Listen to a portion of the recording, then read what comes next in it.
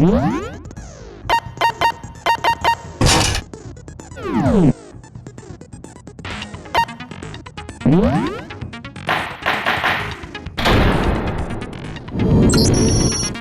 begin with a basic explanation of the class trial. So, your votes will determine the results. If you can figure out who done it, then only they will receive punishment. But if you pick the wrong one, then I'll punish everyone besides the blackened, and the one that deceived everyone else will graduate. Okay, then. So, first off, let's talk about the murder weapon!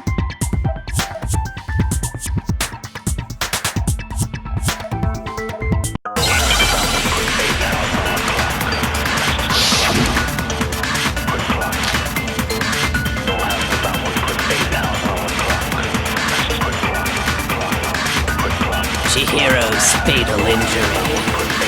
It appears it was a head wound. According to the Monokuma file, the killer used a blunt instrument. But what kind of blunt instrument could it have been?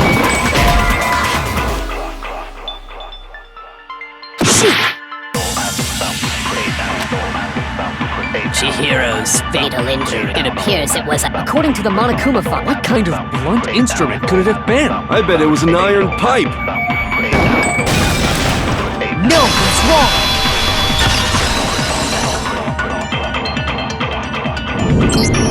Can we agree that the object that dealt the fatal blow was the dumbbell, found at the scene of the crime?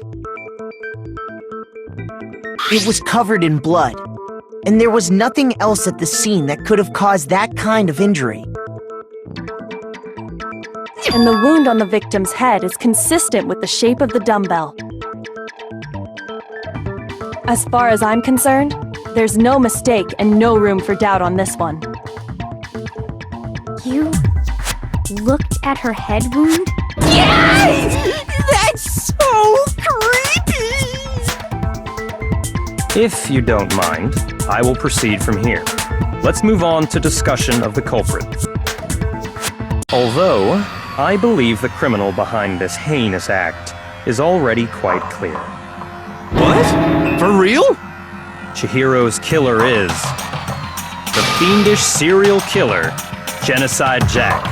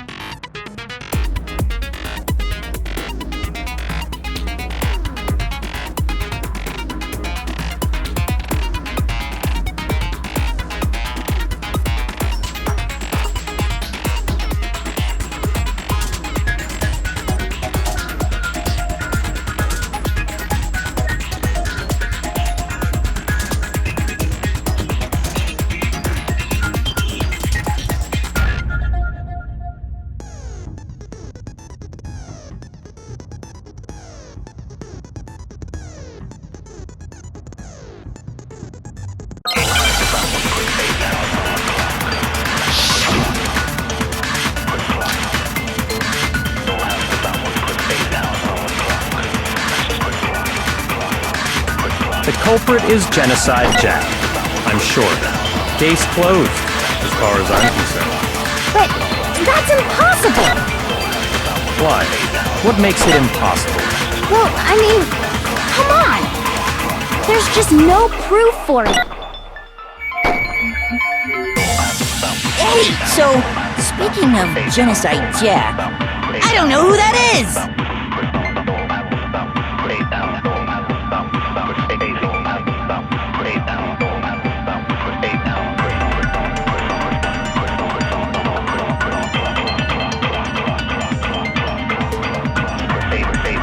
The culprit is Genocide Jack. I'm sure. Case closed, as far as I'm concerned. But That's impossible! Why? What makes it impossible? Well, I mean, come on! There's just no proof for it. No, he's wrong.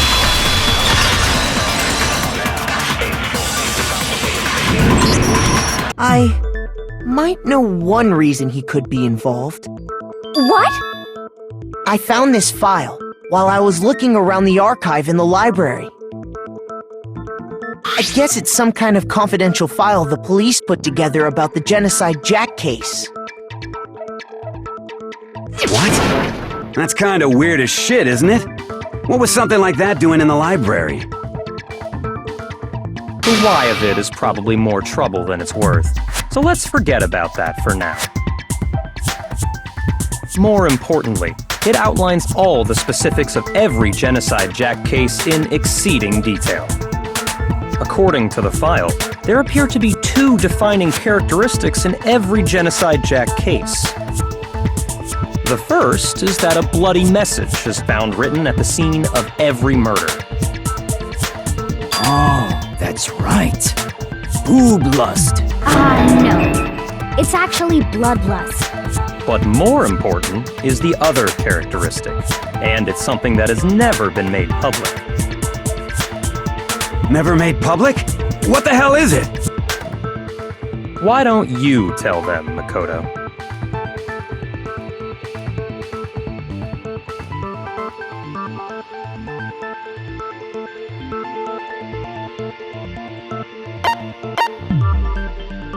I got it! Apparently, in every Genocide Jack case, the killer suspends the body in a certain way. Other than the killer, the only people who know about this are the higher-ups in the police department. However, Chihiro was most definitely suspended in the same way. So, how did the culprit know about this when only high-level police officials were aware of it? There's only one logical answer I can think of.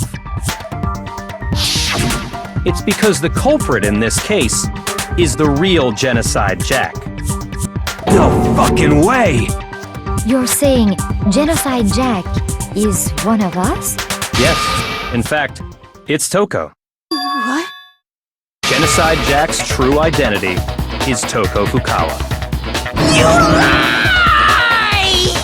What? Hey, okay, wait, hold on a sec. Toko has, like, bloodophobia or whatever, remember? What kind of serial killer is afraid of blood? Is Toko Genocide Jack? The answer is yes and no. Another riddle? Man, why is this gotta be so complicated?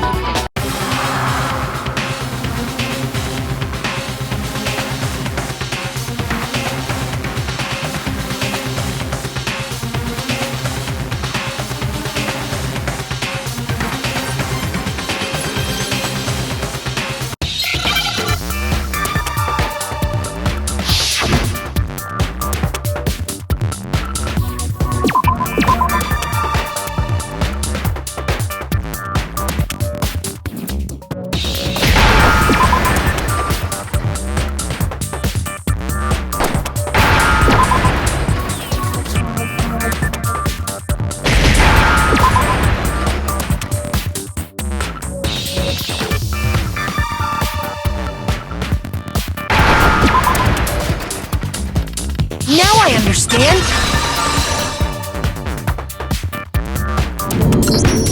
Is it because Genocide Jack has a split personality? Huh? I think I read that somewhere in the file, too. They thought that the suspect might have, what did they call it? Dissociative identity disorder. Oh, okay. But still, to go and say that about Miss Fukawa is... Perfectly acceptable. Toko's strange behavior after seeing the body is proof enough that she has a split personality.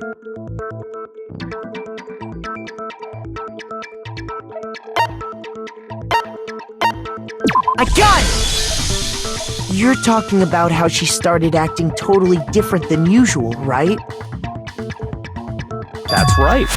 Think back. She fainted when she saw Chihiro's corpse, and then, when she woke up...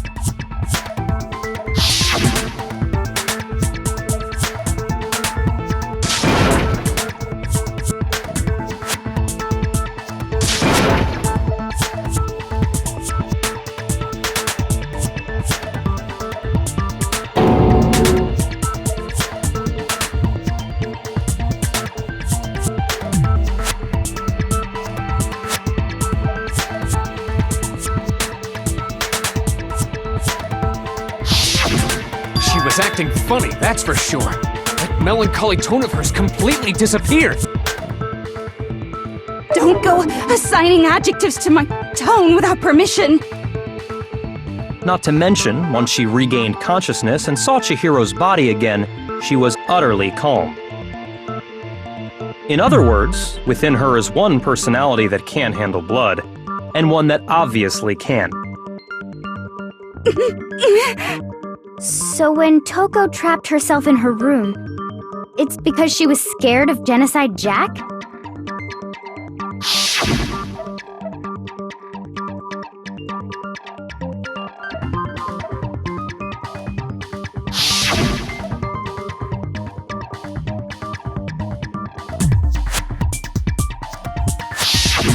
The reason she locked herself in her room wasn't to keep other people from getting in. It was to keep her other personality from getting out. What? Toko was afraid of the murderous fiend inside of her, of killing even more people. How? Yeah.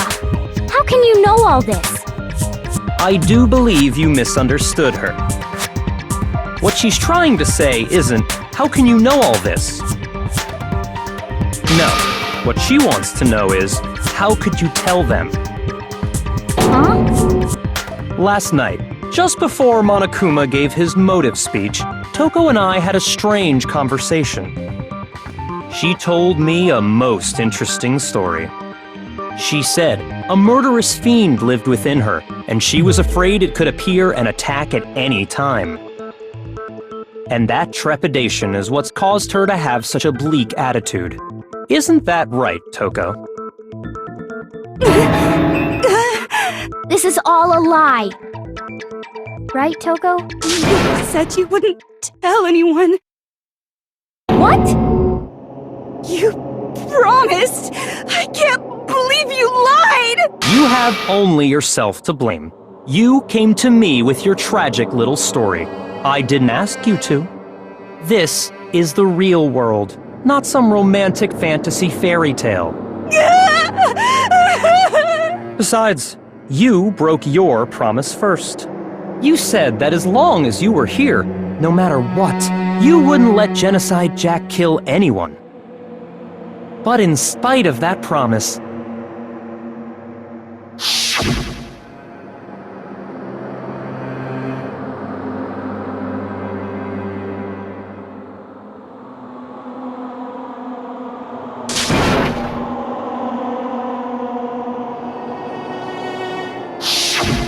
You said if I kept my promise, you would go out with me. That's the only reason I promised. how many times do I have to tell you? I never said that. But you weren't able to do it. You just couldn't resist that rush you got from killing, could you? I tried. I swear I tried to control it, but... But your efforts were useless. What a disappointment. I hate you. Well, the opening act is nearly finished. All that's left is to hear from the person in question directly. The person you don't mean...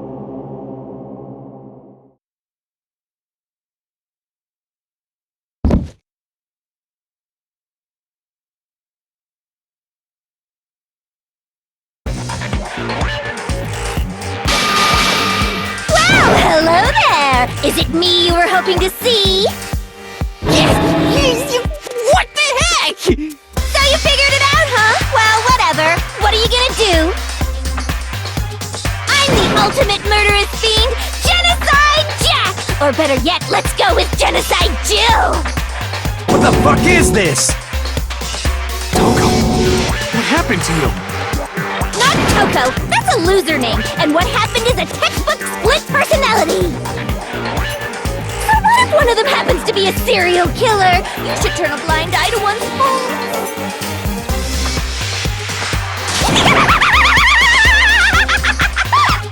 So intense. Like they say, sound in murderous mind, sound in murderous body! This one is so different from the one we've come to know. Yes, well, the world is composed of a front and a back, you know. Just like how every inning has a top and a bottom, or how in the depths of every truth lives a little lie. Behind every dark and gloomy soul lives another that shines as bright as the sun!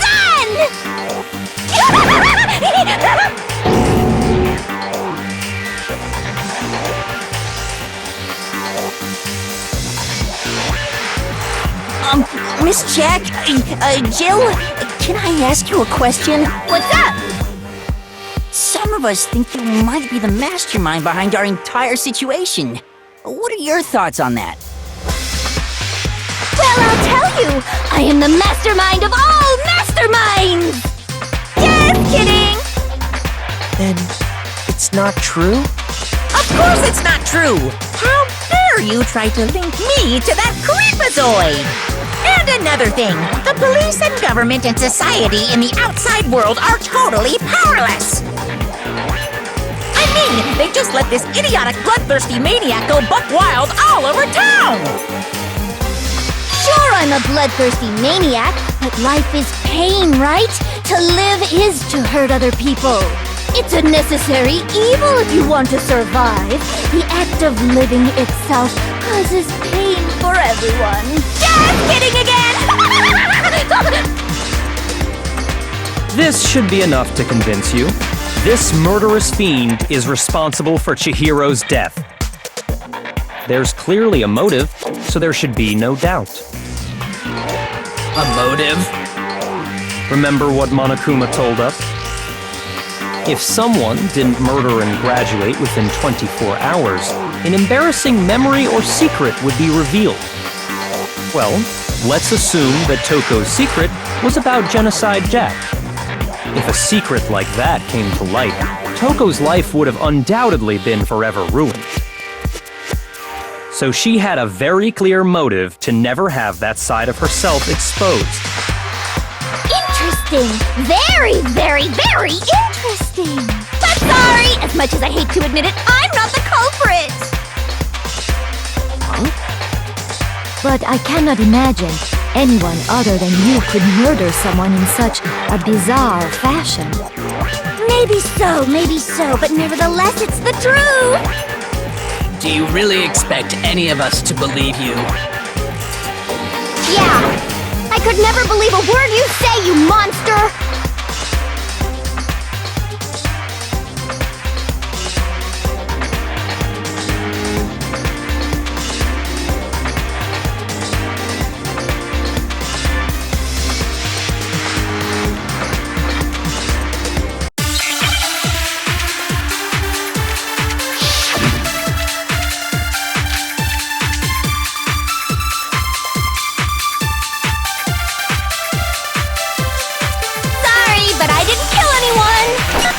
You say that, but do you really expect any of us to believe it?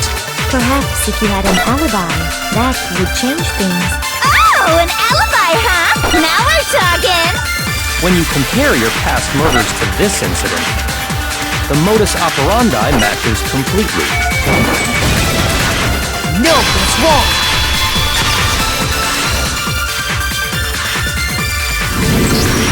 Are the methods of murder really exactly the same? I'm not so sure about that. I think there's a slight difference between the Genocide Jack cases and this one. Huh? How's it any different? Uh-oh, you don't know?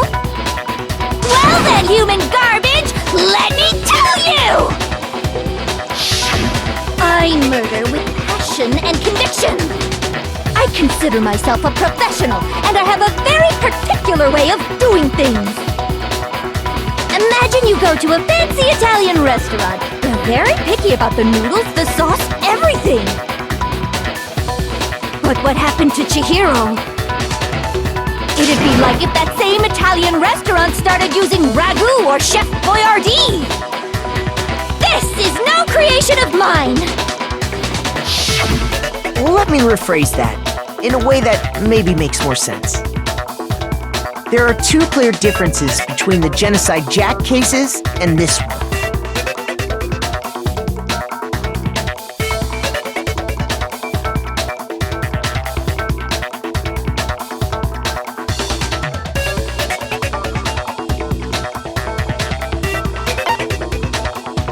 I got it! For one, the cause of death is different. In the Genocide Jack murders, all the victims were killed the same way.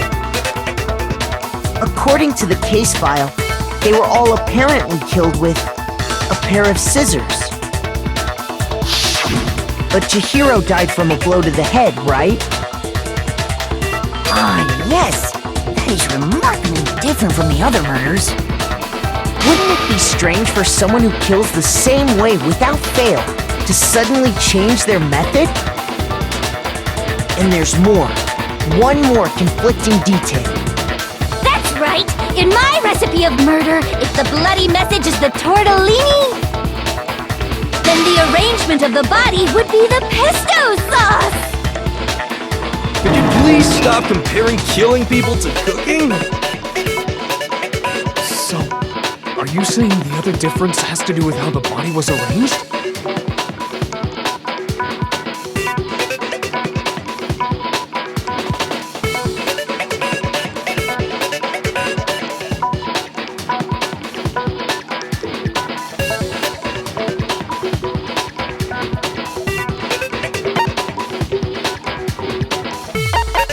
I got it! Do you remember what the killer used to suspend her? They used some kind of rope to hang her up by her wrists. What is your point?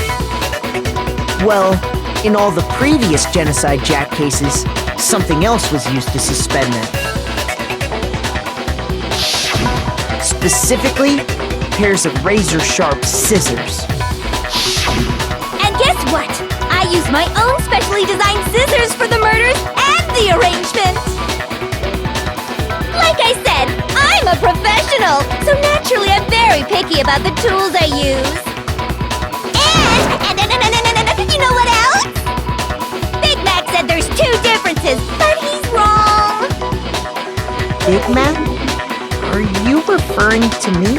Listen up, Big Mac! There's actually one more difference! Huh? My word, you really didn't notice? Take a look at who the victims were in each Genocide Jack case! There's a pattern there, just waiting to be discovered. A pattern? Figure that out, and it'll be plain as death why I couldn't have possibly killed that little lolly girl.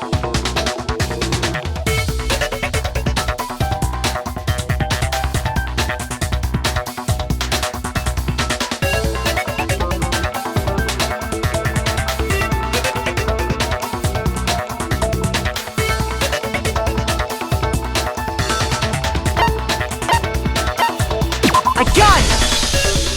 Is it because Chihiro was a girl? Bingo! Bullseye! Right on the money! What are you talking about? In all the Genocide Jack cases, all the victims had something in common.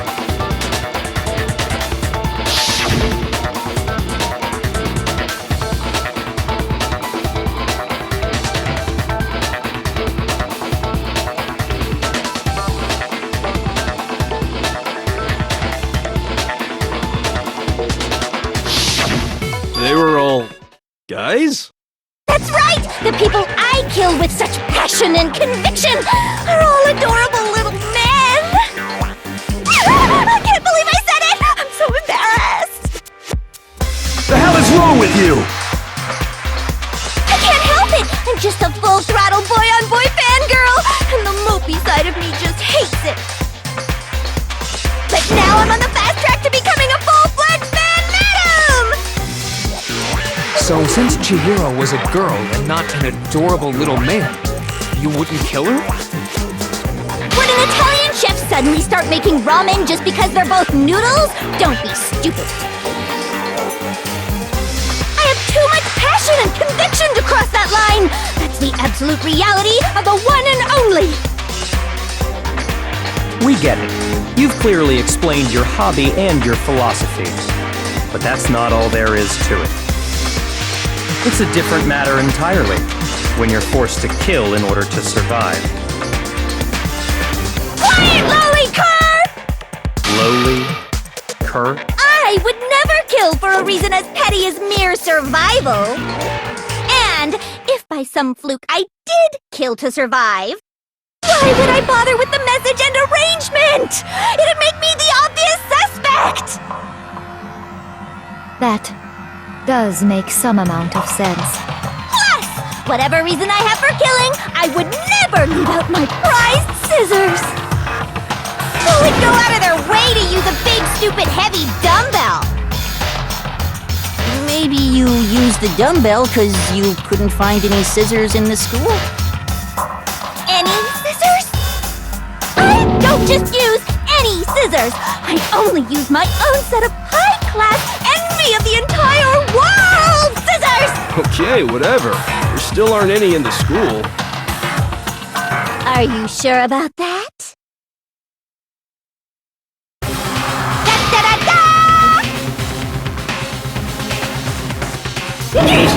She's fully equipped!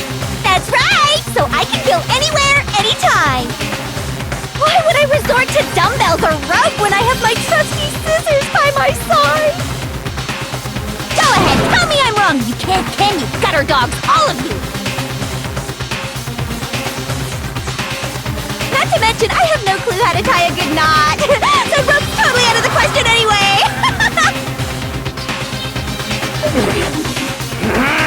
I have no idea what's going on anymore! Could such a heinous villain really be innocent? But the body really was suspended, right? And nobody but the police knew about that. Yeah! That's why we figured it had to be the real deal, and not some copycat killer or whatever.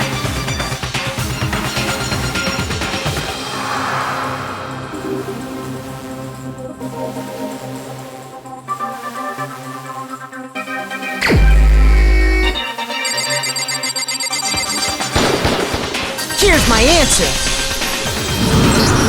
Byakuya, it's possible you could have found out, isn't it? You'd have no problem gaining access to classified government documents or internal police records.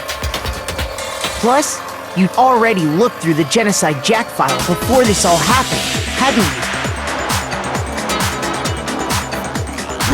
Are you saying Mr. Togami did it?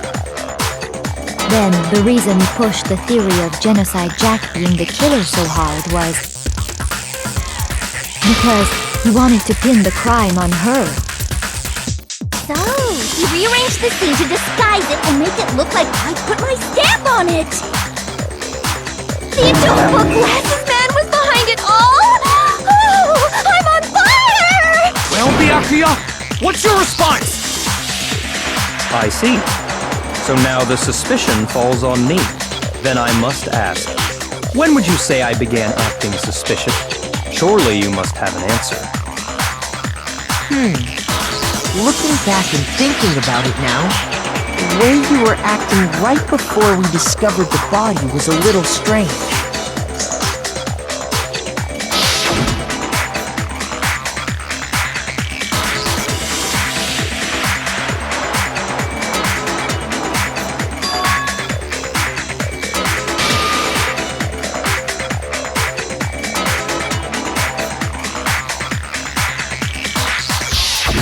You wanted to go to the girls' locker room right away, right?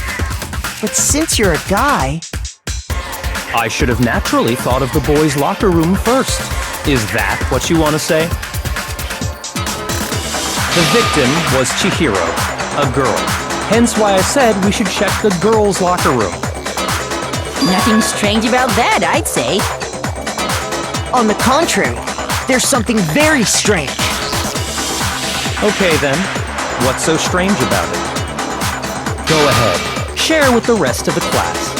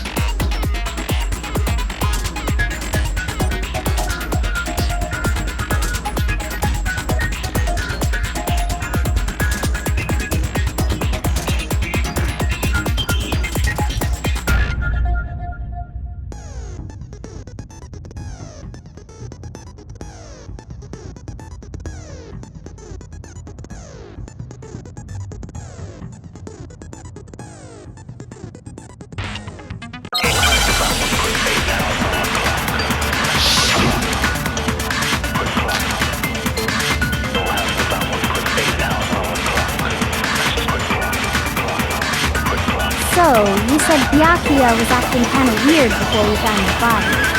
But he was acting weird... how? If you're presented with the opportunity to check out the girls' locker room, you absolutely take it! That's a natural reaction for any guy! The victim was Chihiro, who was a girl. No, it's wrong!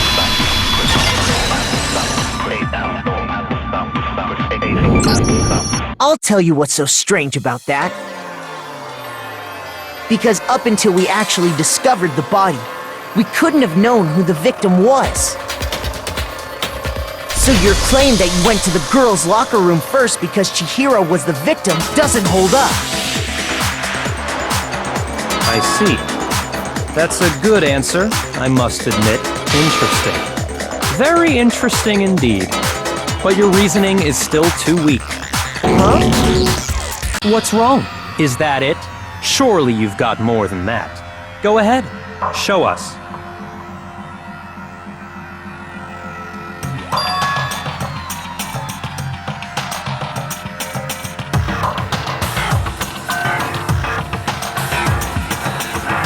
What's the matter? You're not finished already, are you?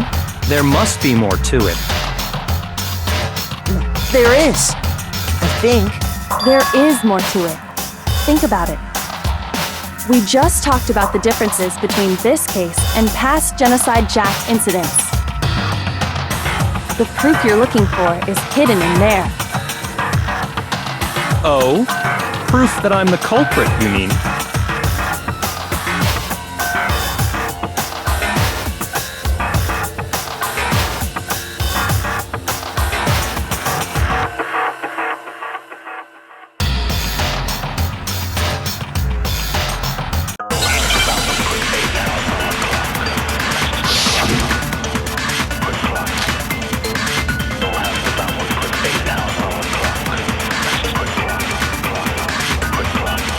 Difference between the cases?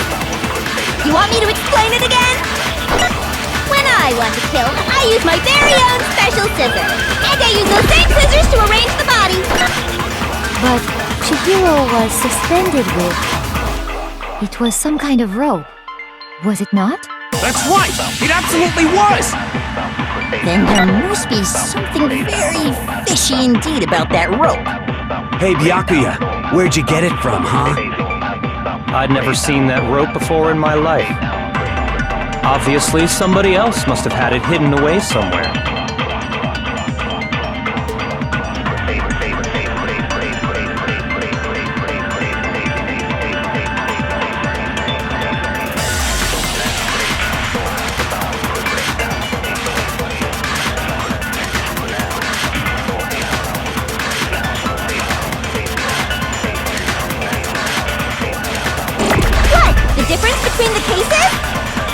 Want me to explain it again? When I want to kill, I use my very own special scissors. And I use those same scissors to arrange the body. But Chihiro was suspended with... It was some kind of rope, was it not? That's right! It absolutely was! Then there must be something very fishy indeed about that rope. Hey, Byakuya, where'd you get it from, huh? I'd never seen that rope before. No, it's wrong!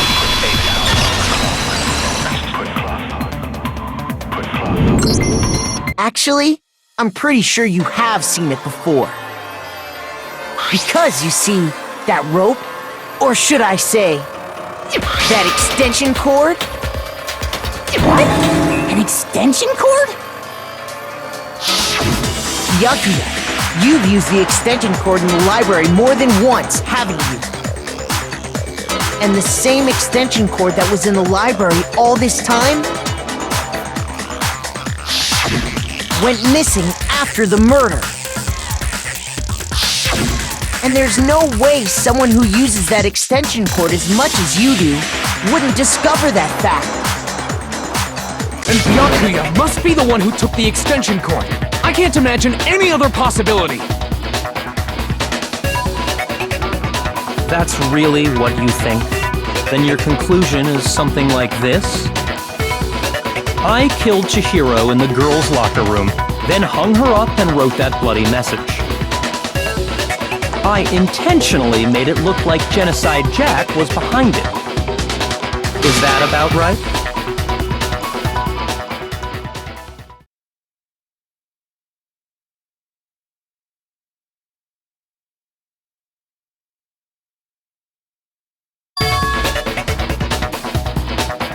What's wrong?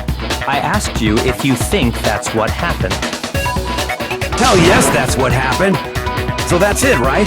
Byakuya's the killer. I don't disagree with not disagreeing. He kept calling this a game, right? So he'd be totally willing to do something like this to win. Sorry, but could we hold on just a second? I think we need to talk about this a little more. What? Do we really need to? We've already decided who did it.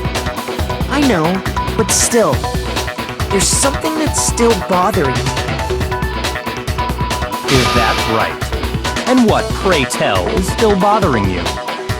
I killed her in the girls' locker room, then disguised my crime. Specifically, I dressed it up to make it look like it was the work of a homicidal psychopath. What about all that bothers you?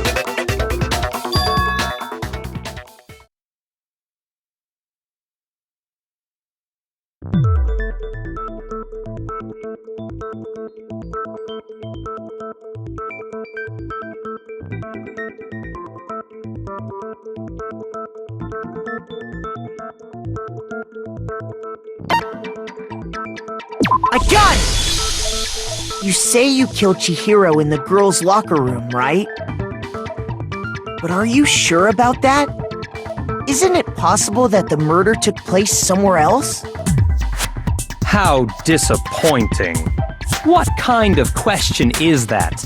Even in the world of disappointments, this is a true letdown. She was found dead in the girls' locker room. There is absolutely no question about that.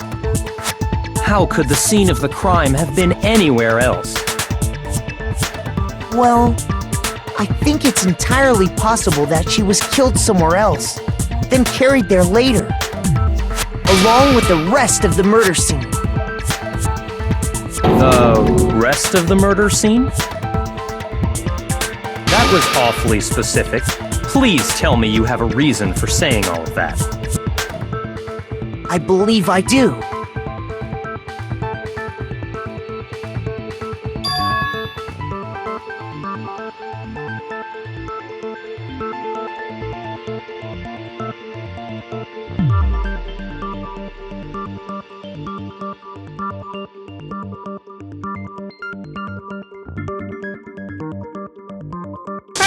Don't just move on without permission! What do you mean she was killed somewhere else? Come on, Makoto. If there's any chance the murder took place somewhere else, let's see the proof.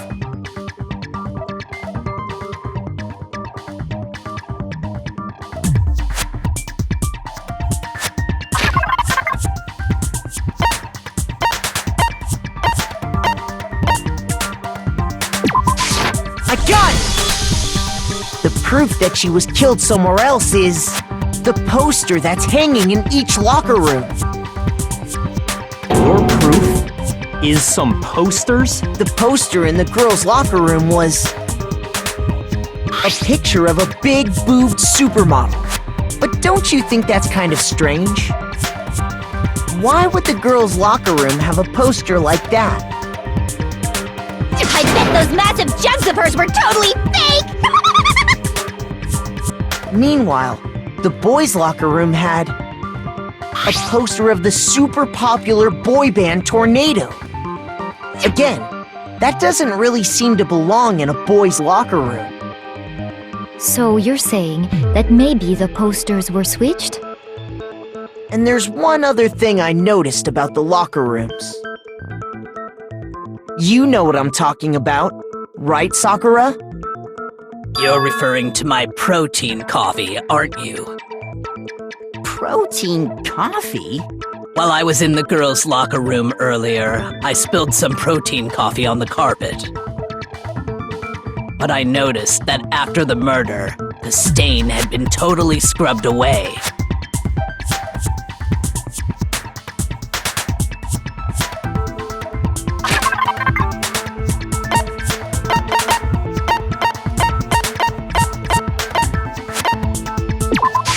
I got it!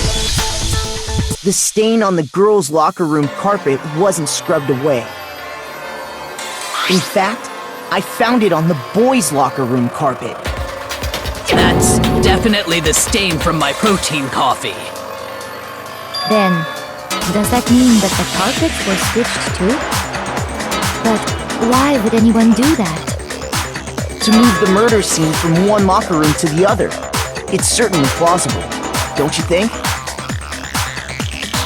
What? In other words, in order to completely swap the scene of the crime, the blood-stained poster and carpet were moved along with the dead body. By doing this, the killer was able to change the entire room where the murder took place. I can certainly follow your reasoning, but why would the culprit bother doing that? Huh? Why would they go through all that trouble of switching the scene of the crime? Actually, an even bigger question. If the murder did take place in the boys' locker room, then how did Chihiro get in the boys' locker room in the first place? To get into the locker rooms, you have to swipe your e-handbook across the card reader device. But Chihiro's handbook should have only allowed her access to the girls' locker room. She had no way to get into the boys' locker room to begin with. No, she did have a way, and I can tell you what it was. I highly doubt that. Shut up! I'm telling you, I know how she could have done it.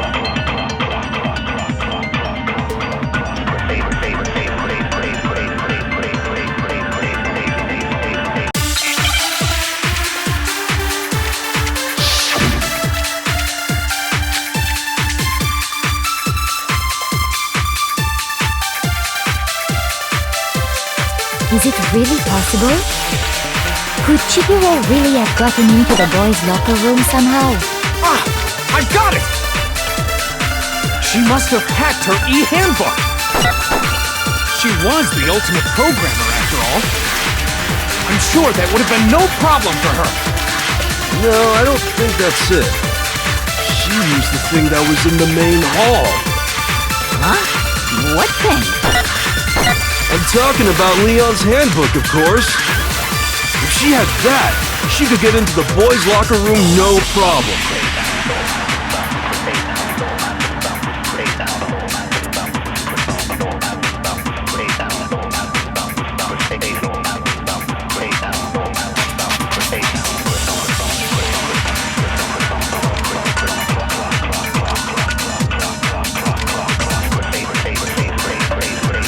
Is it really possible? Could Chihiro really... She must have hacked. She was the ultimate. I'm sure that would have... Yeah, I don't... She used the thing that was in the main hall. Huh? What thing? I'm talking about Leon's handbook, of course. No, that's wrong!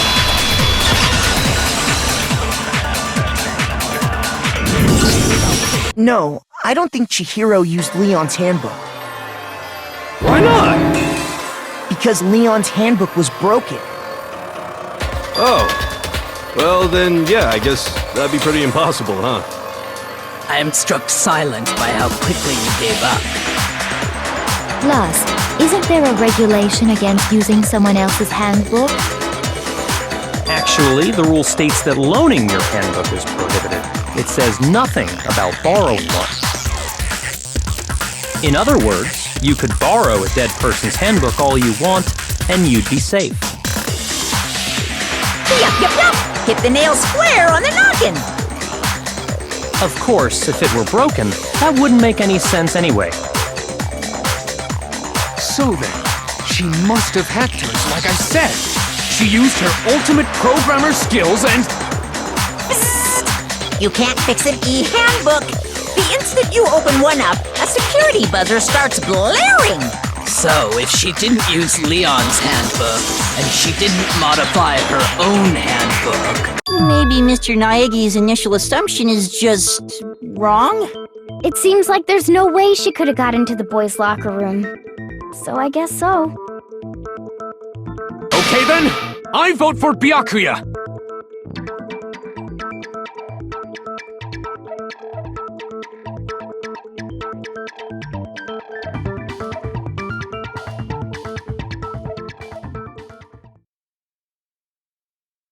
Hold on a second. I agree with you, though. I think you're on the right track. What the... You finally decide to open your mouth and that's what you've got to say? There's no way she could get in the boys' locker room, right? So...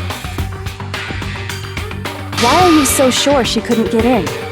There's still one other way she could have gained access. What? What are you talking about? What other way is there? Well, to explain that, why don't we take a little break from the trial? I'd like you all to come see something. Wait. Just what do you think you're doing? Don't worry. This'll make the whole trial more exciting. I'm sure that thought must please you. Huh? It'll make things more exciting? Well, all right then. I declare an official class trial recess. For real? Now then, what is it you want to show us? It better not be boring or I'll be very unhappy. Oh, I have no doubt it'll meet your lofty expectations. So, shall we go?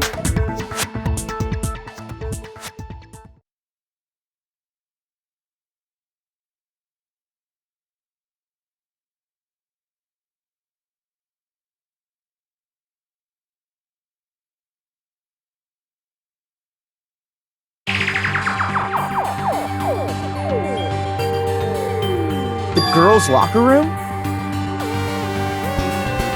We've already searched this place top to bottom! What are you trying to pull, Missy? I'd like you to examine the victim's body one more time.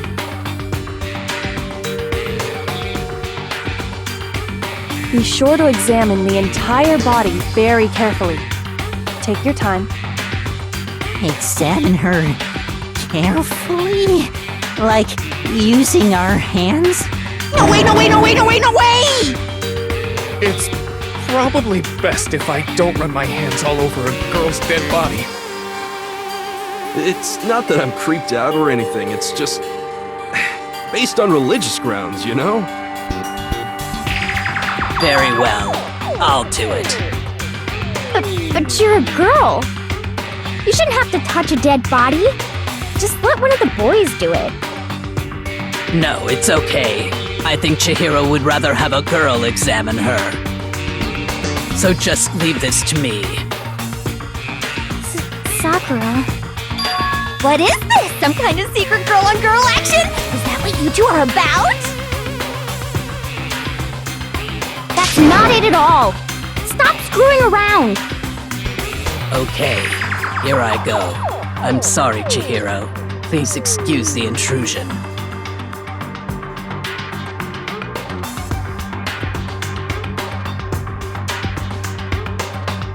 Be sure to check her entire body, and I believe we will solve this particular mystery. Her entire body? I know you say that, but... What? This is... What is this... What is it? Not possible. It's not possible.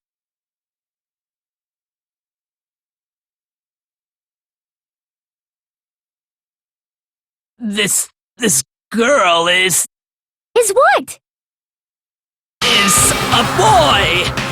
Ah, I see. So she was actually a he. Interesting. Thank you for confirming this fact. What? You're joking, right? I wouldn't joke about this. Ben, it's really true? Chihiro was a guy? Oh, what, you guys didn't know? Heck, I knew that right off the bat! Chihiro Fujisaki was totally a guy! He was a cross-dresser? Oh, I'm really on fire! I wish I had killed him! So that's what Kyoko wanted to show everyone, huh? Interesting. Yes, that certainly does make things much more exciting. Now let's ride this wave of excitement back to the courtroom and get back to the trial. I do apologize for keeping you waiting. Now then, let's resume the class trial. We've all just learned of the shocking revelation that Chihiro was actually a boy. Let's pick up from there. Yes, well, I don't know his reason for hiding it, but the fact is, Chihiro was not a girl, but a boy.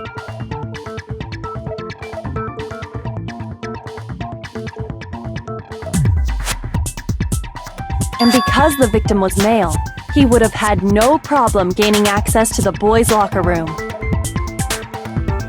Assuming his handbook did, in fact, list his gender as male, then yes, that would be true. Of course his handbook said he was a boy. He dressed like a girl, but he was a boy through and through. So then, there should be no issue with Makoto's initial assertion. The victim was killed in the boys' locker room, and was then later moved to the girls' locker room. And the killer could have easily used Sayaka or Junko's handbook to get into the girls' locker room. So Chihiro really was killed in the boys' locker room? I still don't understand the motive for moving the body, but yes, that does seem plausible. Well, I must admit, I did find it rather odd. I knew he felt a little off. There was a certain incongruity to his female body.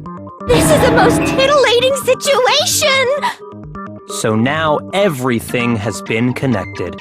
All the mysteries have finally become clear. Okay, well, connected or clear or whatever.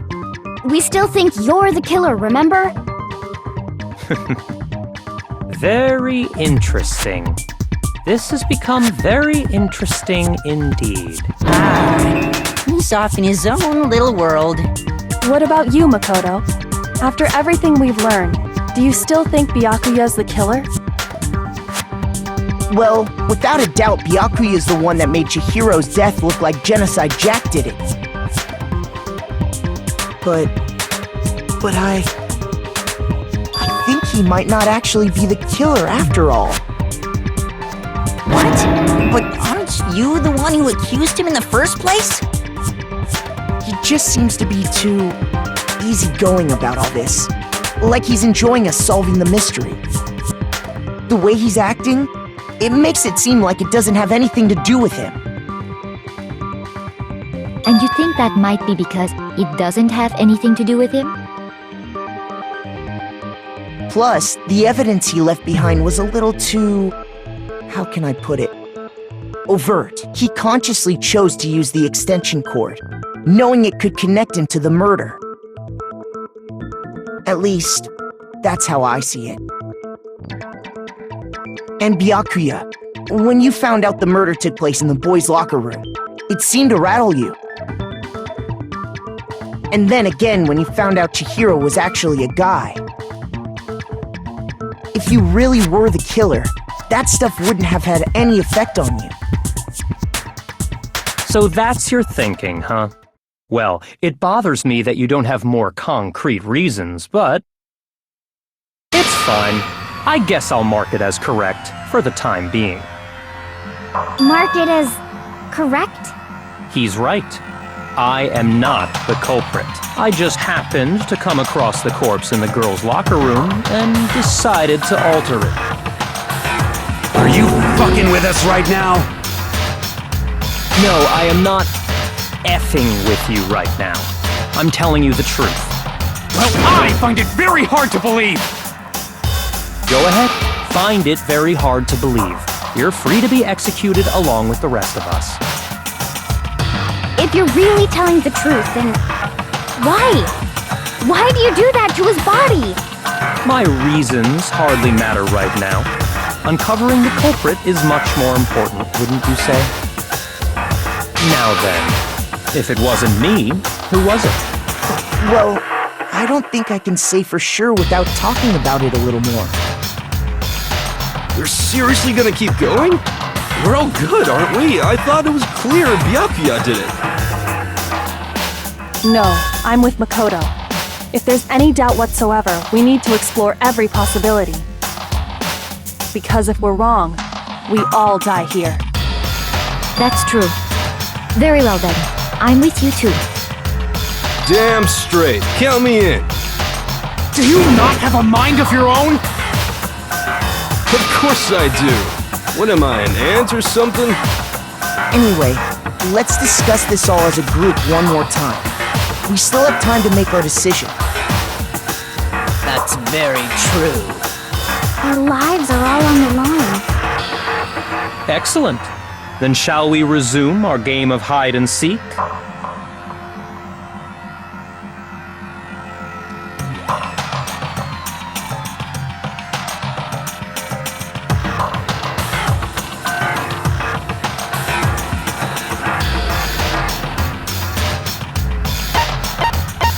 I got it!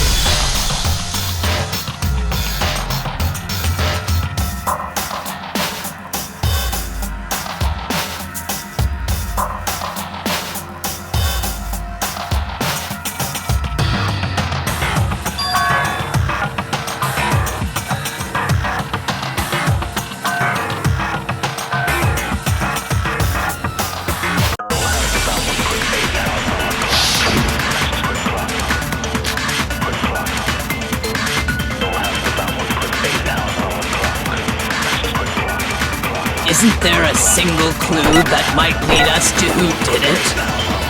Well, clues are one thing, but... did nobody get a look at the killer? I'm sure if someone saw the killer, they would have said something by now. Perhaps someone saw the victim at some point. Even that might be enough for now. Yeah. All we need right now is any kind of new info. Shoot!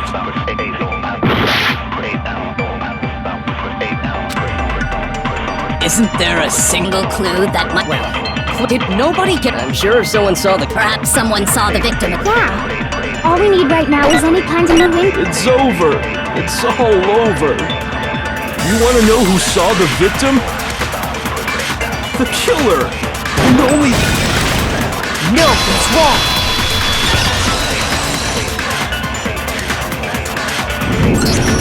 I believe someone else did see the victim before he was murdered. What do you think, Celeste?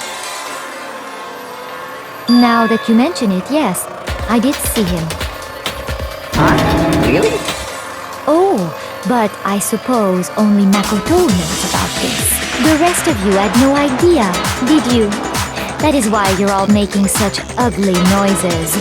Whatever! Just hurry up and tell us! It was last night, right before nighttime. I saw Chihiro in the dormitory warehouse. I saw him stuffing a track jacket into a duffel bag. And then, I assume, he headed off to exercise. A track jacket and a duffel bag? But we didn't find anything like that at the murder scene. It seems likely that the culprit destroyed them to get rid of any evidence. And that is when he said something that struck me as rather odd.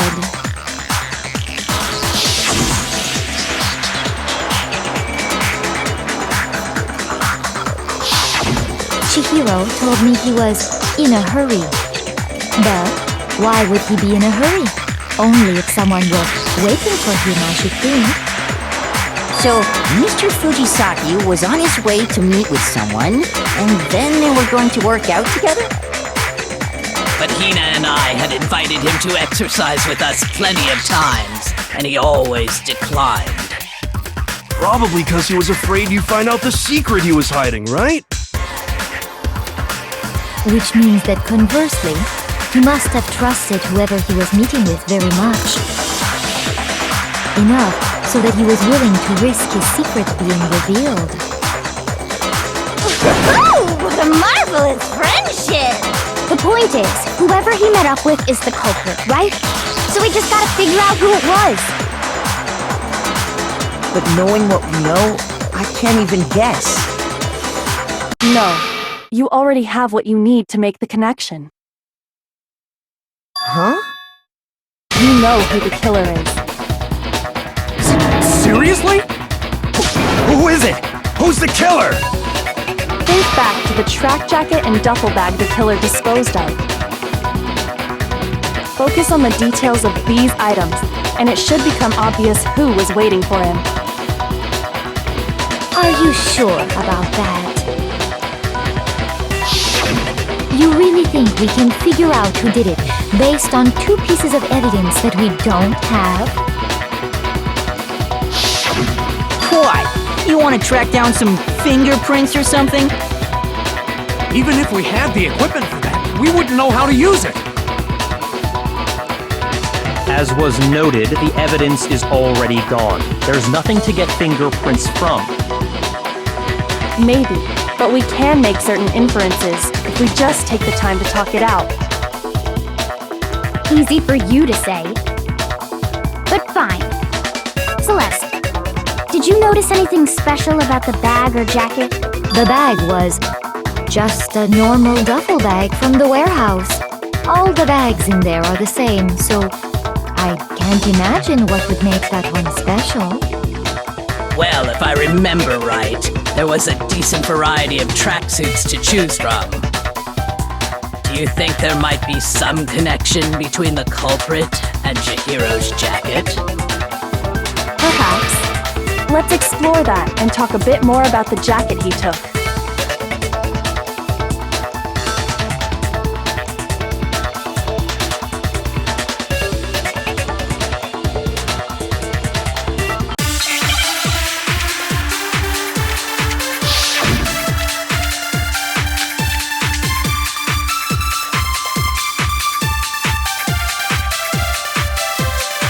First of all, we know where Chihiro was headed.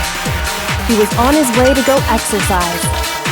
So next we have to ask, why did he choose the specific tracksuit that he did? What do you mean, the specific tracksuit? I got it! We picked that tracksuit because it matched the one the culprit was wearing!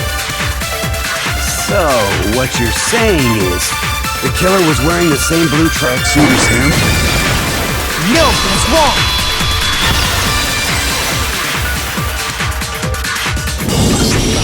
Hold on a second, Mondo. What did you just say? Huh? What'd I say? When Celeste testified a few minutes ago, she said...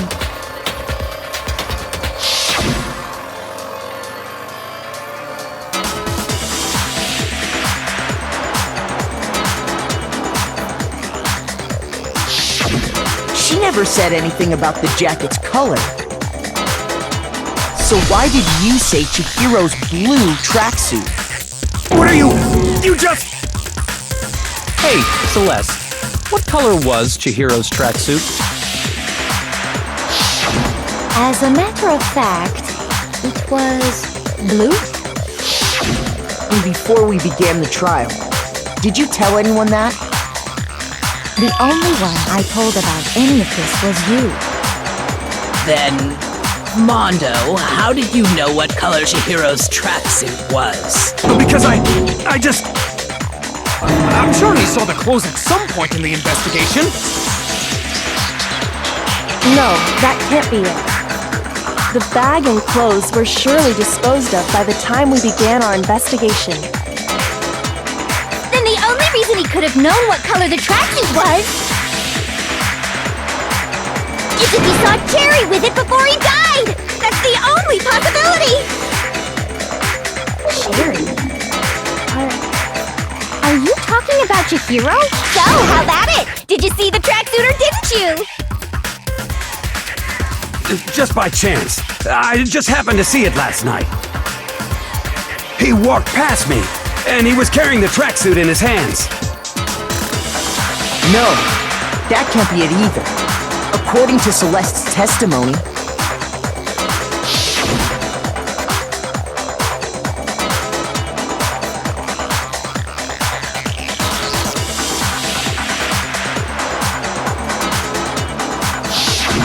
when Celeste noticed it, Chihiro made a point of making sure the jacket was completely in the bag.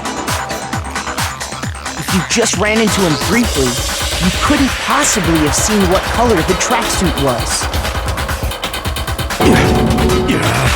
It would appear you've dug your own grave. Perhaps. But you handed him the shovel, didn't you? That's why you said what you did. Focus on the tracksuit and it'll be obvious who he met with? What a bunch of nonsense. Ah, now I understand. It was all one big bluff, wasn't it? Your true intention was to draw a slip of the tongue from the culprit. That's why you said you knew who did it, to put them on edge. That's right. However, Mondo was my target all along. I had my suspicions about him from the very beginning. But why? What made you so suspicious? That's a good question.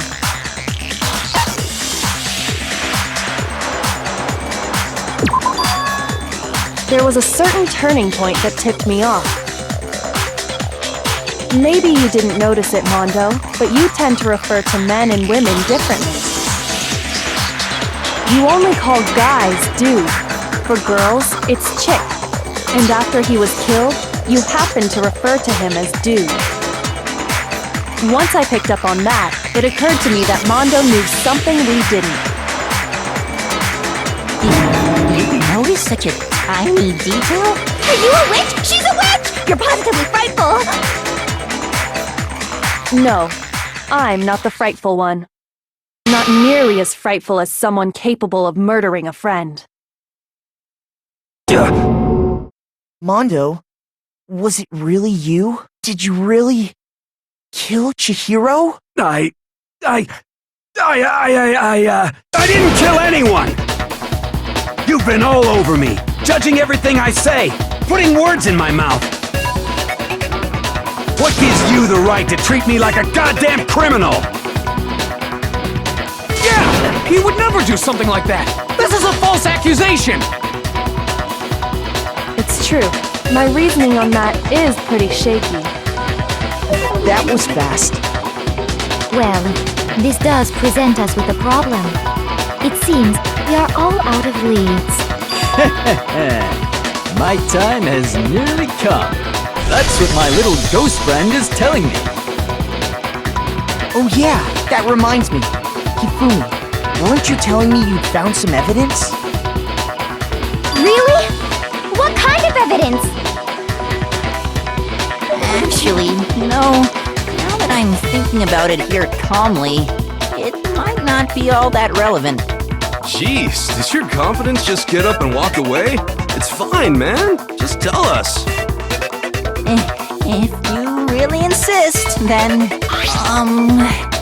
here it is. What do you have there?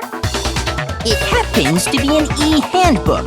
I found it laying on the ground, so I scooped it up.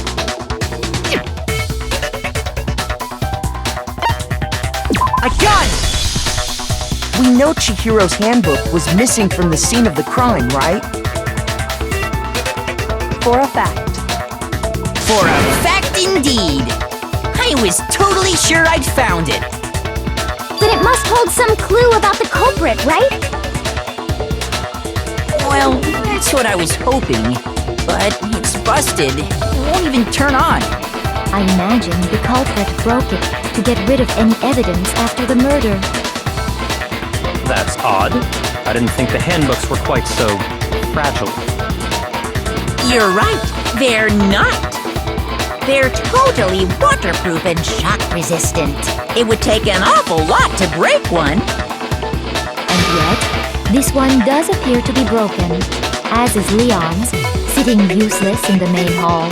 For all your confidence, that is a remarkably high failure rate. Do you think there might be some kind of mystery in there somewhere? How precisely did the handbooks get broken?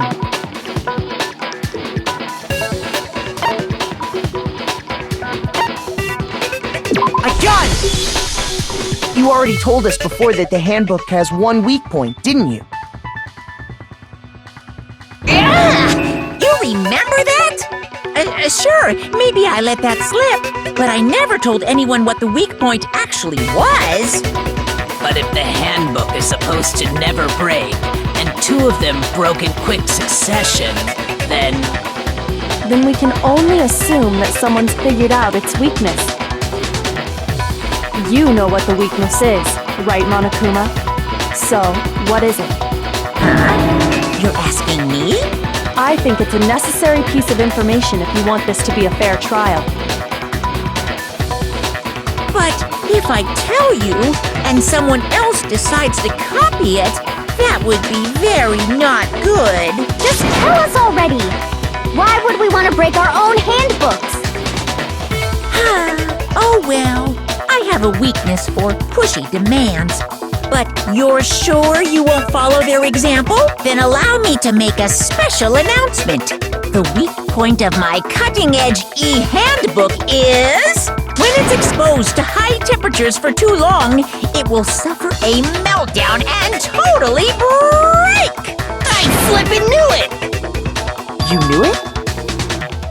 Yeah, because I found the handbook laying on the floor of the sauna. The temperature in the sauna can reach over 200 degrees. Strange how you don't get burnt, huh? It's because as your sweat evaporates, it creates a cooling layer of air around your skin.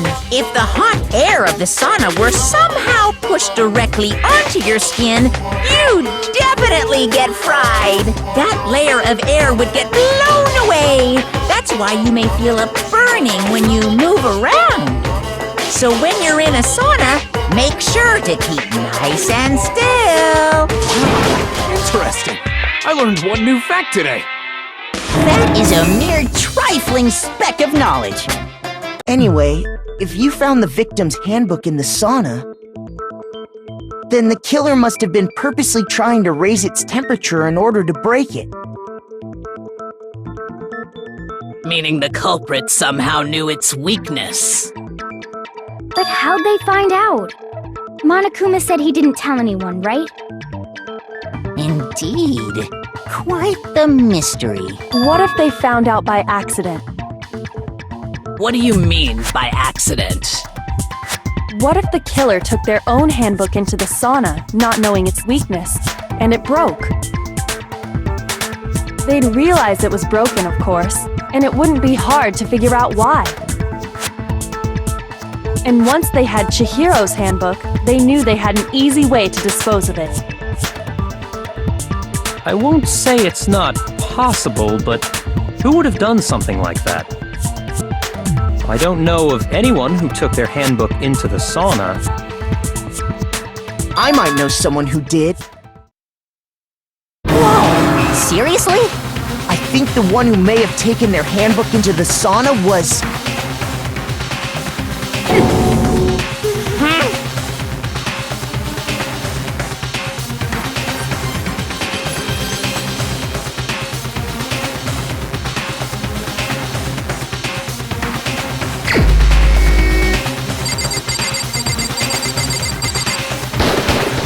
Here's my answer! Mondo, your handbook got broken in the sauna, didn't it? What? Why? Why do you keep accusing him? Mondo and Taka had an endurance contest in the sauna not too long ago, remember? And for the contest, Mondo just so happened to keep his school uniform on. But little did he realize, he'd also left his handbook in one of his uniform pockets. And when it was all over, Mondo discovered that taking your handbook into the sauna could easily destroy it. No, wait, hold on! You've got it all wrong! He would never kill! I don't accept this! Show me the proof! The actual solid proof!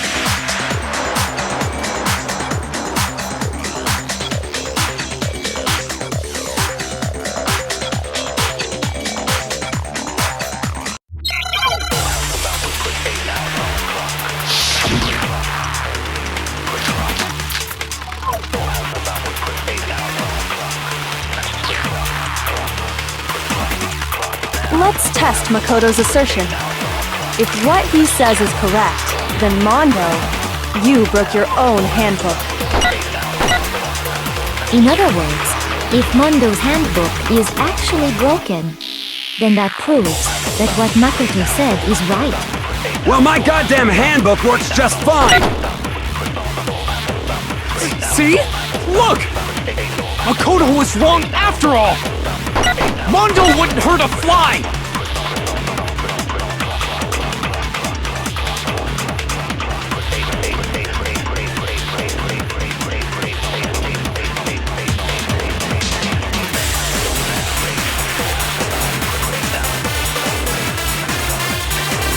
Let's test Makoto's assertion. If what he says you broke your own hand. In other words, if Mondo's handbook is, then that proves that what Makoto said. Well, my goddamn handbook works No, that's wrong!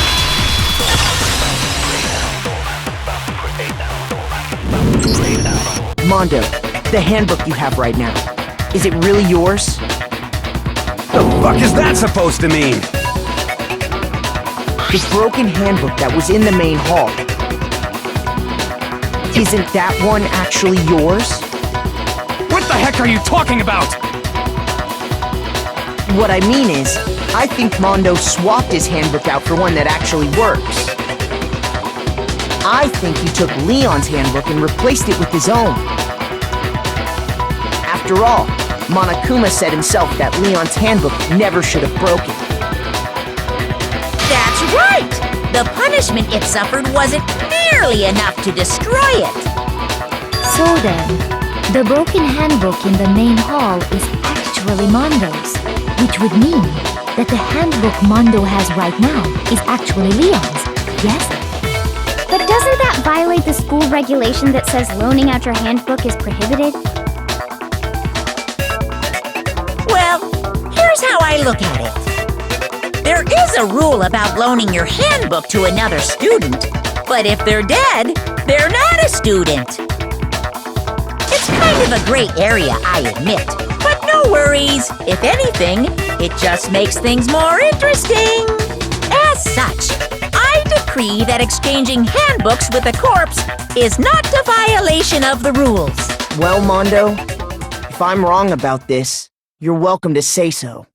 I'm happy to admit I made a mistake, but... Son of a bitch! What's wrong, bro? Come on! Tell him he's wrong! You are wrong! You have to be wrong! Everything you just said is wrong! You made it all up! Okay, then why don't we look back on this case one more time, from the beginning? That way, everything will become clear, and we'll all see if I was right or wrong.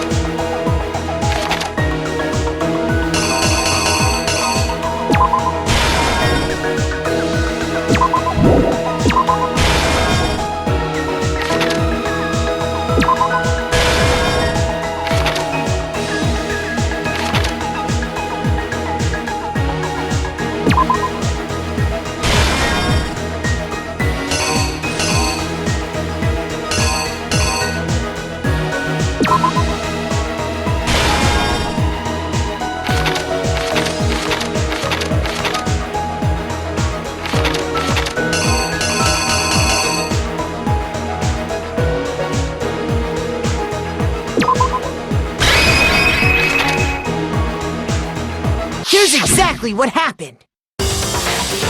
First, let's take a look back to before the incident. Last night, Celeste saw Chihiro in the warehouse, correct? At the time, she was apparently stuffing something into a duffel bag.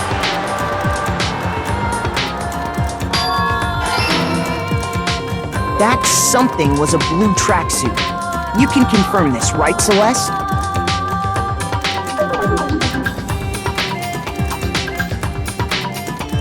With bag in hand, Chihiro headed out, even though it was officially nighttime.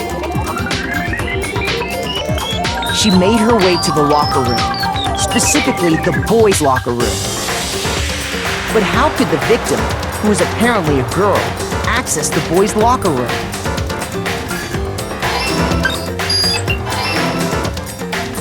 Simple, because she was really a he, which is why he was able to use his own handbook to gain entrance to the boys' locker room. Once inside, he met with someone there, and the person he met was the one who killed him.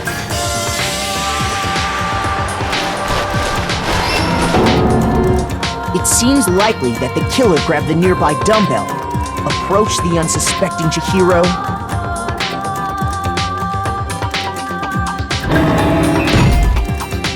and attacked him. And that's where the bloodstains on the poster and carpeting in the boys' locker room came from.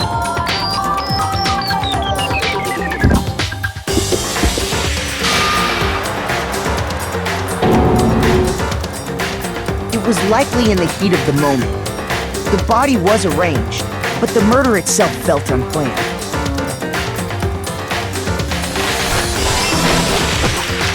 Which is why the killer hurried to try and hide the act.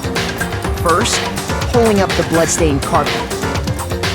Then, removing the bloody poster.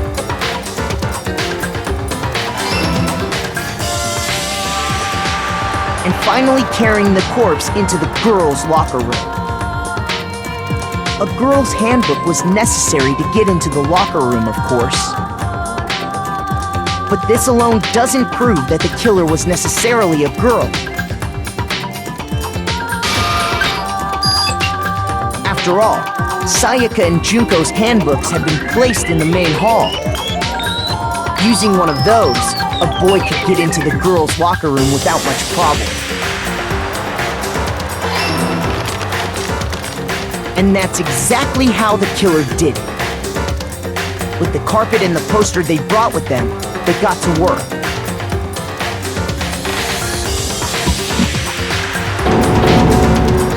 They changed the layout of the boys' and girls' locker room in what you might call a crime scene switch. That could have been the end of things, but no. Byakuya discovered the body and decided to intervene in the situation, making things even more complicated. So, after stumbling on the crime scene, he went and grabbed the extension cord from the library, and then he got to work.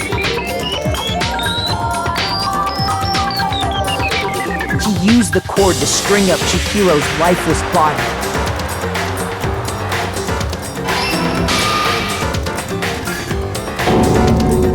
Then, using the victim's own blood, he left a grisly message there at the scene of the crime.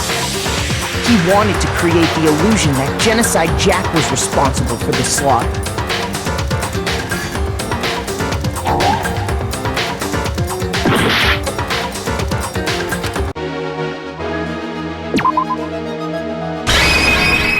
Here's exactly what happened!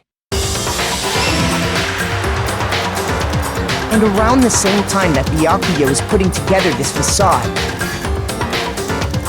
the killer, having already disposed of Chihiro's bag and other belongings, arrived at the sauna. There, they planned to destroy the last piece of evidence, Chihiro's handbook.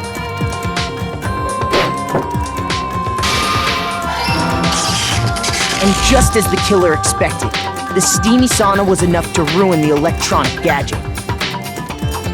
Somehow, the killer knew that the handbook couldn't stand up to the heat of the sauna.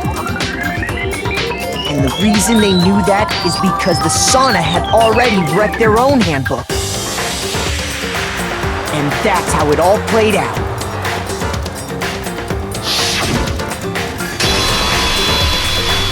Isn't that right, Mondo Owada?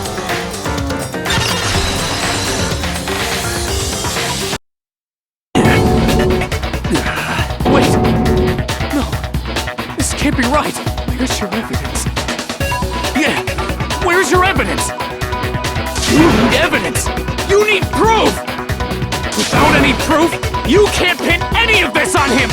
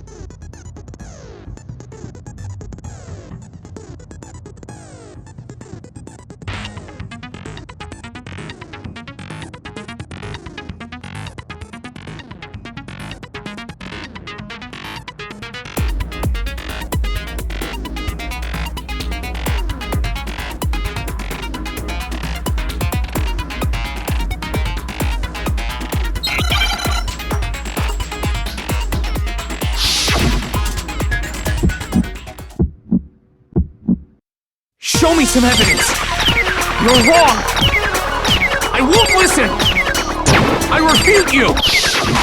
False! Show me some evidence! I won't listen! False!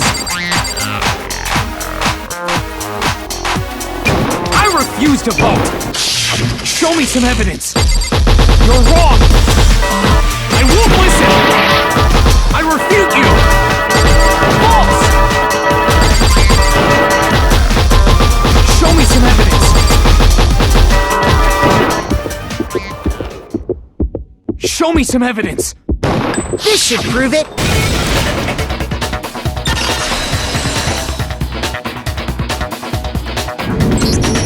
If my thinking so far is right, Mondo must have replaced his broken handbook with Leon's. In which case, we can just check each of our handbooks right now.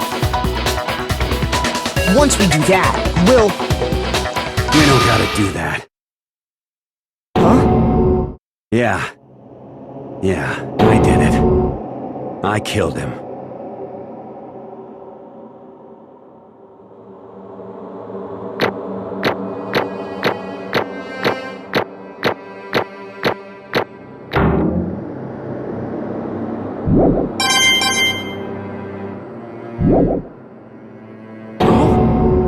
Bro, what are you saying? I got no choice, man. After hearing all that, I gotta just...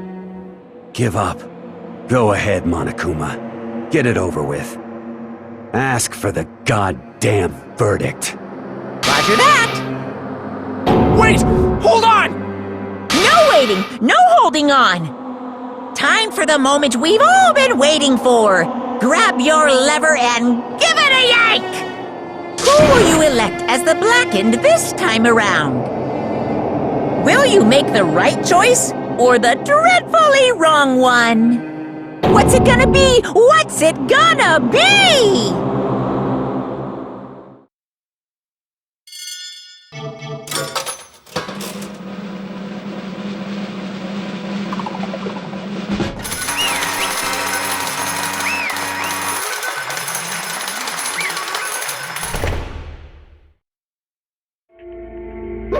What?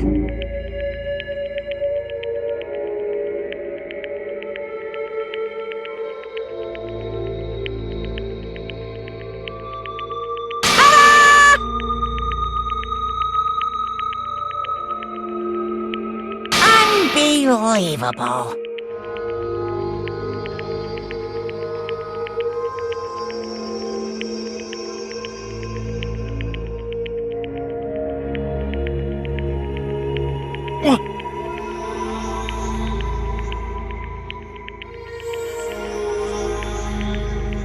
Sorry. What is this?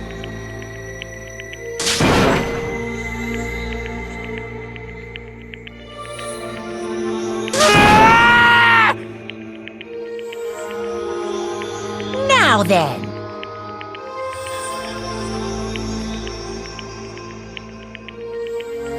Actually...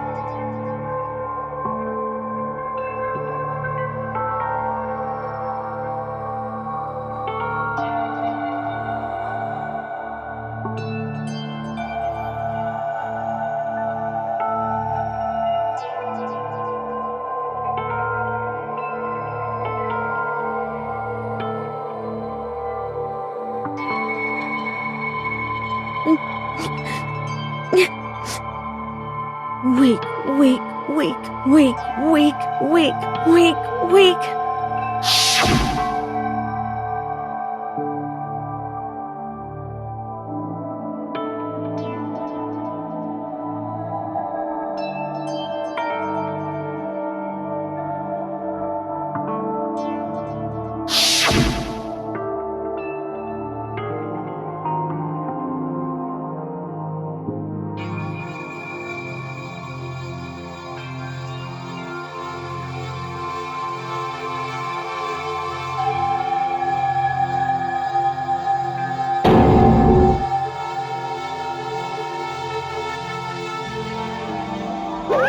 Hey,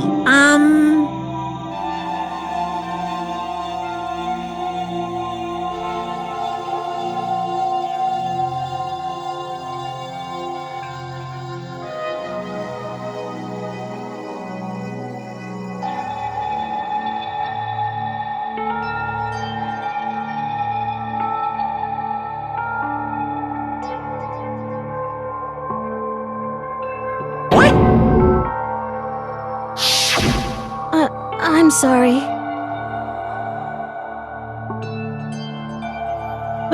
But...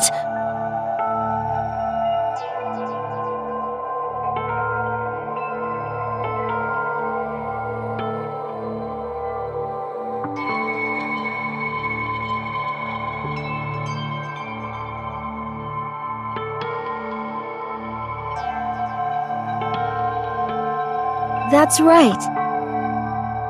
I want to change.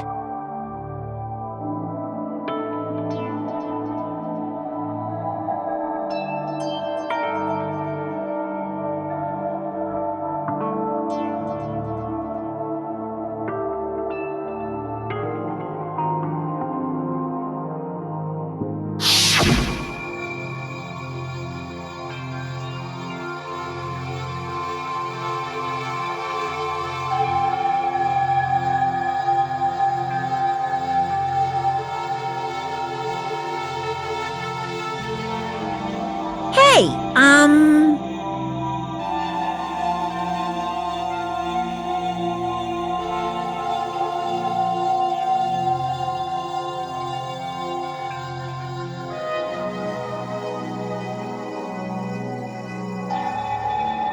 Yeah, that's right.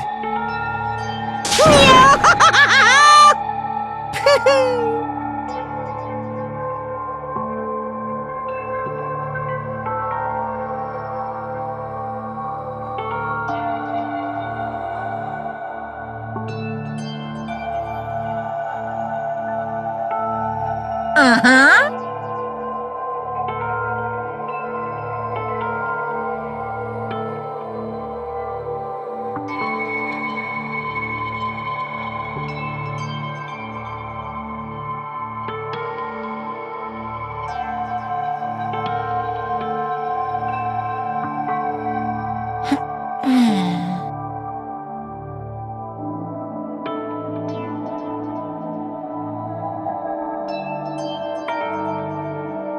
Correct.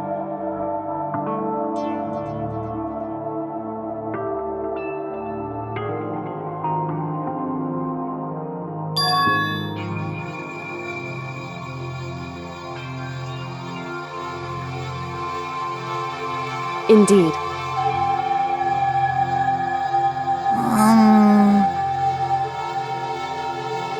Certainly.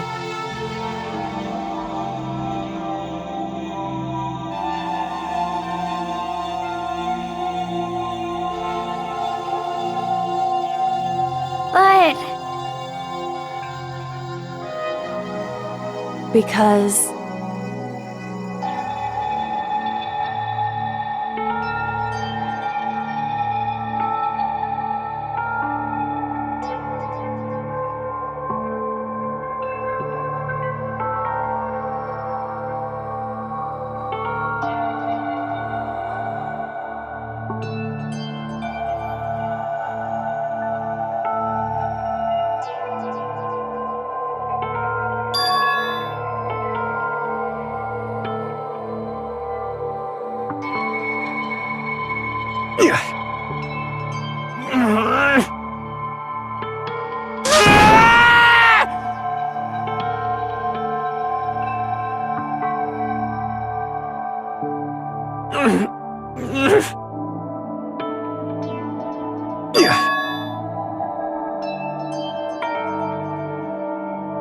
I knew it.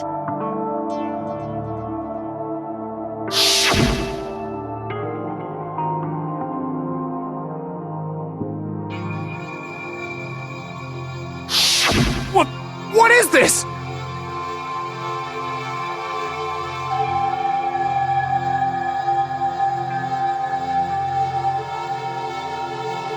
You're wrong! Don't make me repeat myself.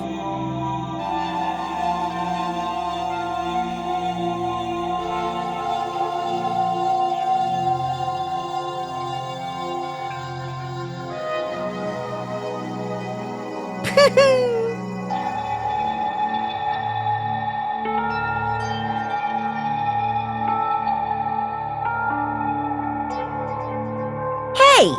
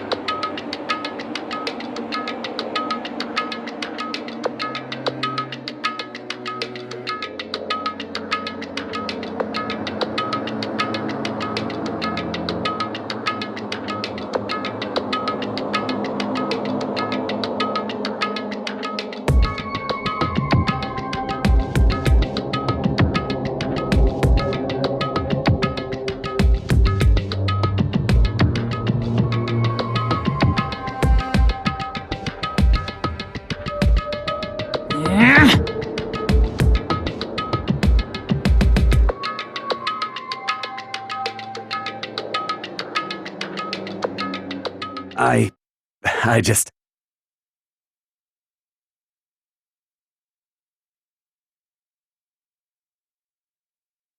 Don't fuck with me!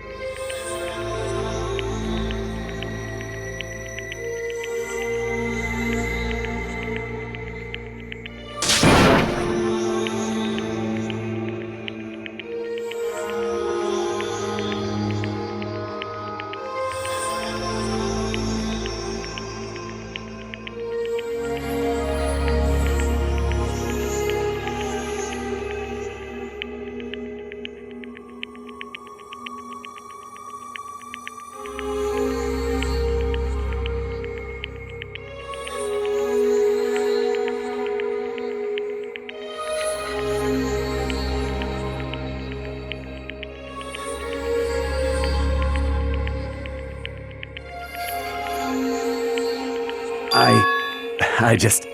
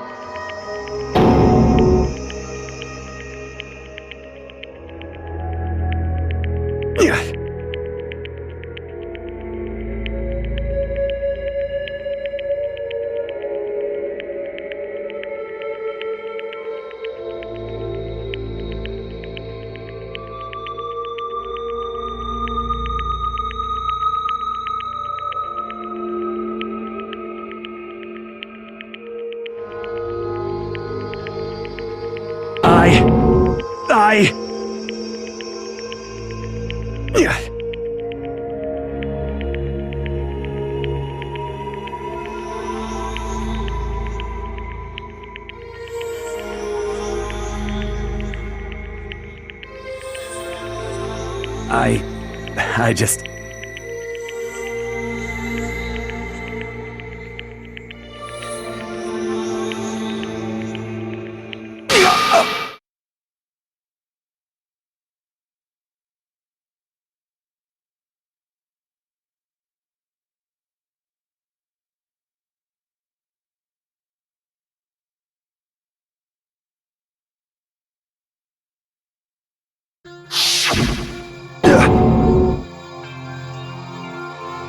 I'm sorry.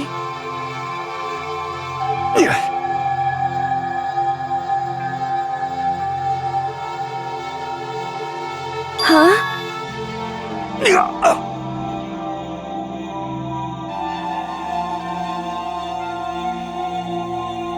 But... I want to change.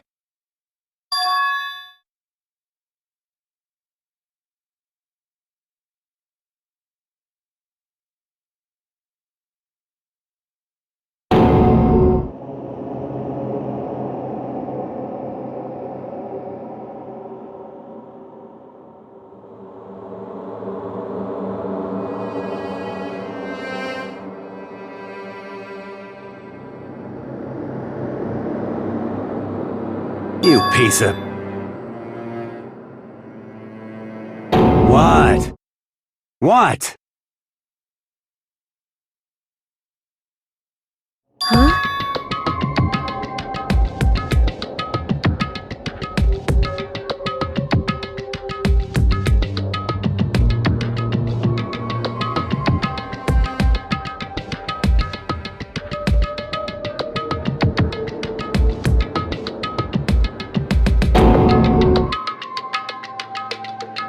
What? What?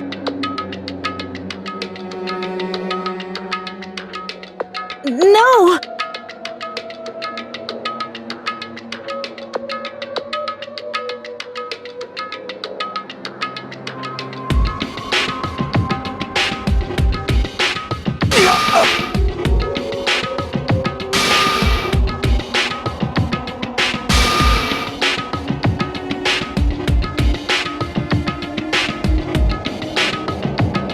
What's wrong?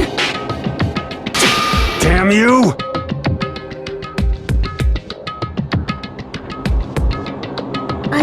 I just wanted to... Yeah, that's right.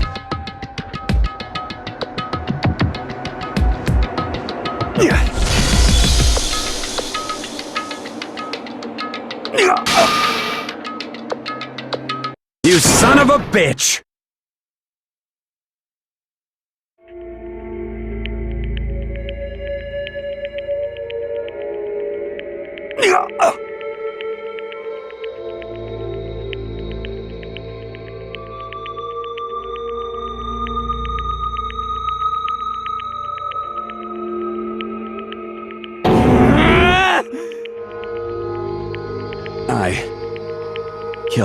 I killed Chihiro. Even after all this time, I'm still just as weak as I've always been. And thanks to that, I did something I can never take back.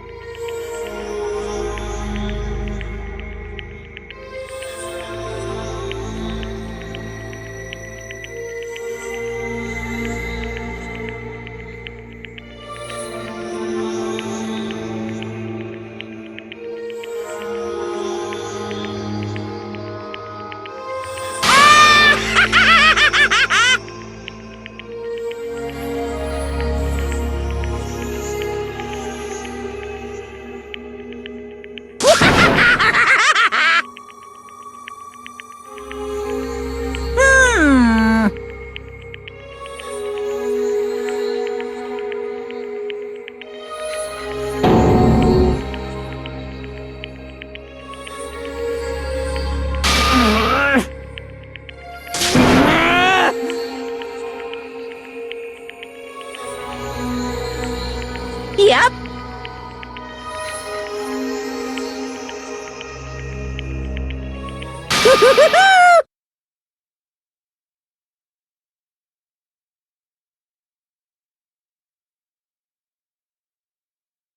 It can't be. Well now, well now, well now, well now.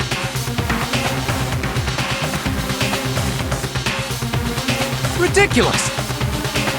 Now then, I've prepared a very special punishment!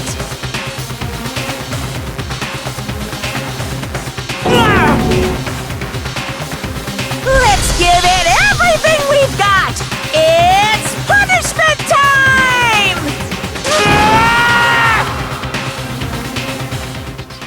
Sorry, man. I couldn't keep the promise we made.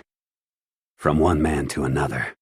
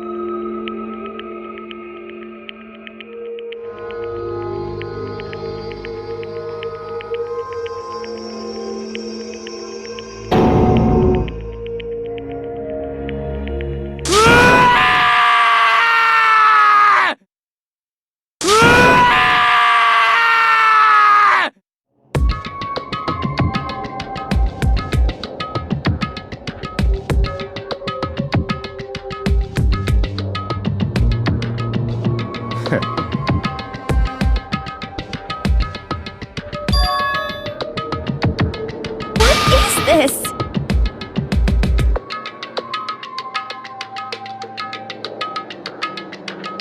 Naturally.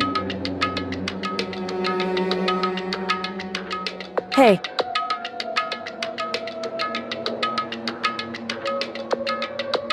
However,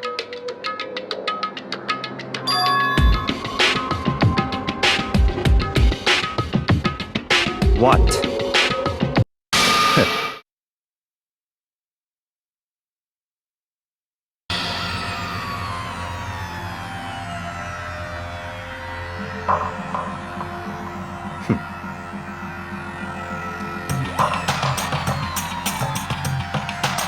Honestly.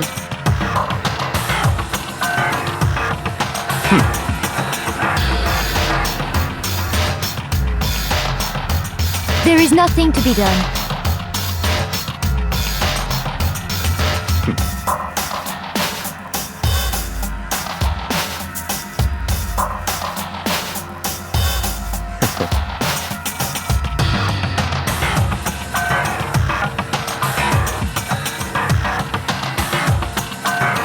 Well,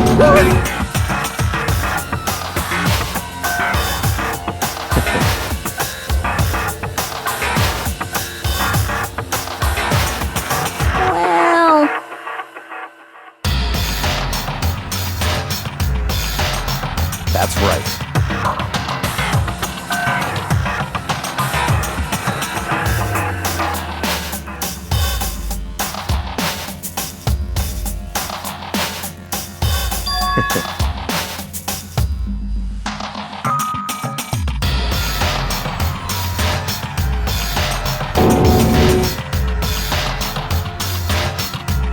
I see.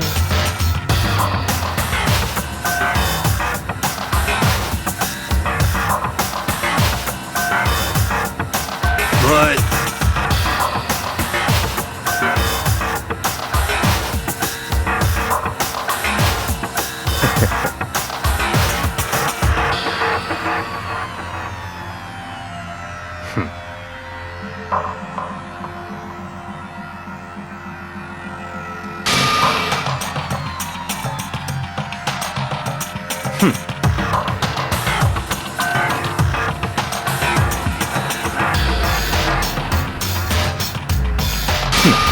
Interesting.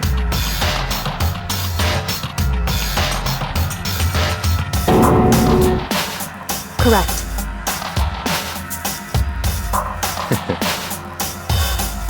Indeed.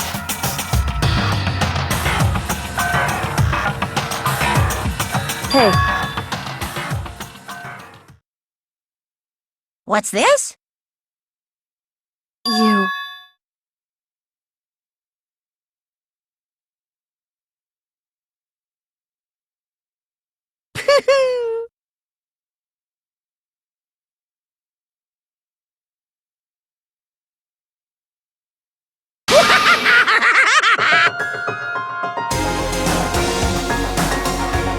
What?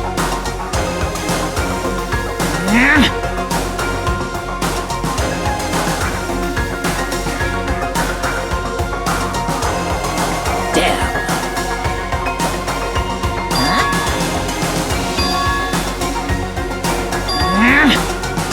What the heck? Damn it!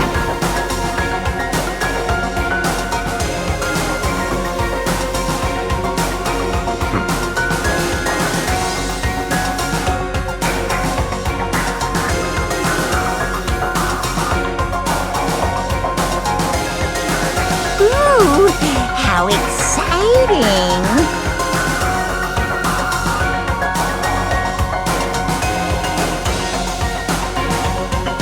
That's enough.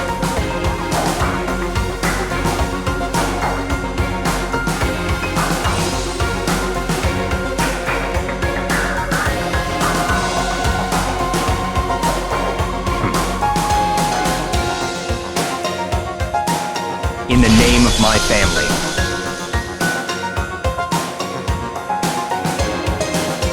You're getting all riled up!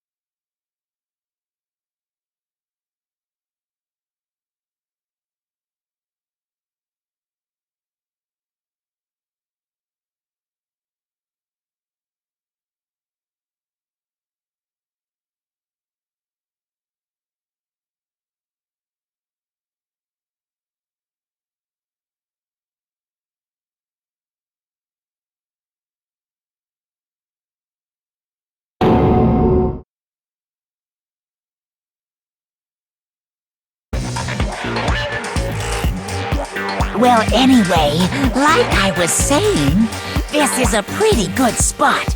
Yeah, a really good spot. Anyway, isn't it amazing how that girl went and killed someone before things even had a chance to get boring? Once things really get moving, it'll be like a roller coaster. There won't be any stopping it. Fear and despair charge forward at a speed nothing can hope to match. But I must admit, I'm disappointed. I went to all the pain and effort of making you part of the group, and you couldn't play your part.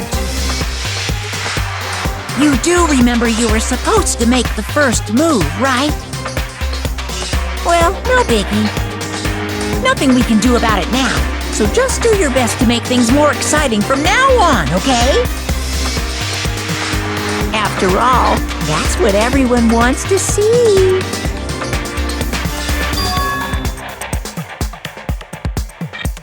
As long as you don't want to know my measurements, fire away!